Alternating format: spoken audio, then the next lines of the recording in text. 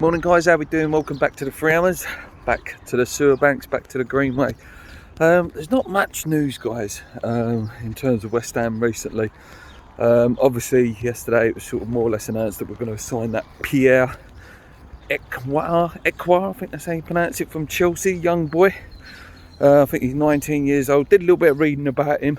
There's not much out there, but apparently a really highly rated, can play a bit like Declan Rice, can play CDM, and also at centre back, and also I think he can fill in at full back when needed. Supposed to be a really good prospect. If he's anything like what Declan is, from Chelsea Academy coming over, could have another good player there. I'm not against signings like this. You have to take a few gambles. It's nice to take some risks on young players, and hopefully, you never know, if one pays off, you end up with a 100 million player like Rice.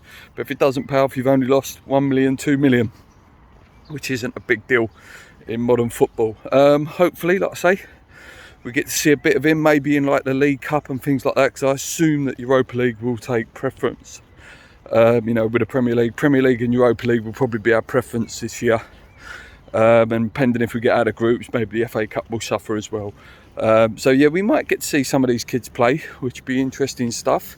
In other news, obviously Fornals has been put into the Spain backup squad. So he's not quite there as in terms of he's going, but great to see he's getting recognised for the season he had. He had a fantastic season with us. Bit of an unsung hero, bit of a Marmite player with some people. I'm a big fan. Can be frustrating with his finishing and stuff, but listen, if he at some point gets that finishing on top, you're looking at a player that can probably get you 10 goals, and you're looking at someone who's potentially class, because if you get 10 goals in the Premier League, and just the work rate and the defensive effort that he puts in as well, plus he can come up with some ridiculous turns and passes sometimes, that goes unnoticed. Yeah, credit to him, to get in that Spain squad, you've got to be technically quite good. Obviously, a lot of transition going on in the Spain squad at the minute. No Real Madrid players got picked. So, yeah, it's just nice to see another player get picked whilst playing for West Ham, really. Other news is obviously Lanzini looks more and more likely that he will leave. There's the Marseille rumours, but apparently he said that he wants to go back to River Plate. I believe they're an Argentinian club, famous Argentinian club. Maybe he thinks his knees are not quite there, and even though he did play really well in them couple of games that he came back, obviously got injured again. So I don't know, it's such a tough one, because I really like him as a player, but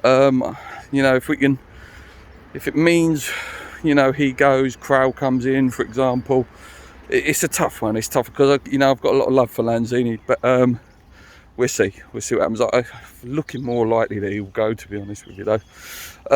Another thing was Sam Johnston. Looks like that probably won't happen now. Another couple of clubs have gone in for him. And what does that mean, though, now? David Martin signed a new contract, to pick up cones and stuff at the stadium. Obviously, he's still got Fab there. Still got Randolph. I personally thought goalkeeper might have been a bit of priority this year. Does this mean again that we might see Trot at some point, or a Nag? I think that's how he's naming it, Niang or Niang, the other young goalie. Will these guys be given a chance in the the League Cup and things like that? At some point, we need to, as a goalkeeper, it's like at some point you have to be given that chance to, make or break it, or go out on loan. If we're not going to sign one.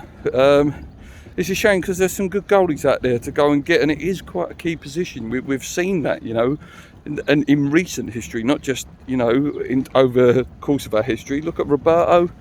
I remember when Xhaka got injured about 20 years ago, and we had Ian Fury in goal. We had, what was his name? Sasarilic in goal. Do you remember him? He's conceded 4 against Everton. It's a key position, and the fact that, Fabianski does get injured quite a lot now, you don't want that to be the hindrance of our season next year, just because we've been a bit lazy or a bit tight in terms of replacing the goalie. So crucial position to look at. Definitely next summer, if not this summer.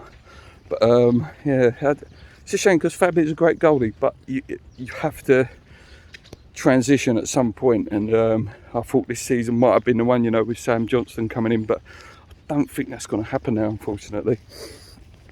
Other news is the Oxlade-Chamberlain rumours not going away, still there. As I say, guys, fantastic player when fit. Fits the David Moyes mould perfectly. Energetic, powerful, can play in a variety of positions, scores goals.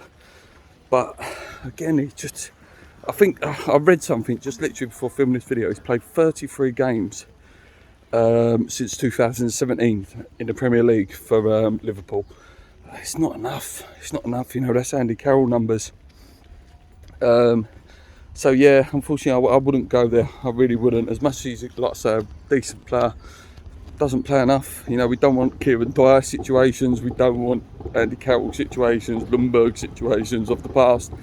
You know, we need to go and be a bit dynamic now. Obviously, David Moyes has been given a role, I think it's for Scotland during the Euros, to be like their sort of stat and technical advisor there during the Euros. So, you know, that will give him a chance to look at some players for West Ham. But we need a deal done. You know, and I'm not talking about this Pierre guy. You know, he's a player that probably won't even get a game this season. Maybe, like I say, League Cup. You know, we need a Crowell. We need, you know, one of these striker names to come in. Daka, Armstrong, Simmer, Hoizek, or, you know, even Chris Woods would be, I'd be quite excited by. So we'll wait and see, guys, on that one. I think that's about it, guys, to be honest with you, in terms of the news today. If you've heard anything, guys, and anything you want me to talk about tomorrow, drop it in the comments below. Thank you for all your support as always. Yeah, can't wait for the Euros. 3 days to go, guys. Enjoy the sun, enjoy the heat. Make sure you put your suntan lotion on though. Yeah, until tomorrow, guys, come on your irons, keep believing, let's go.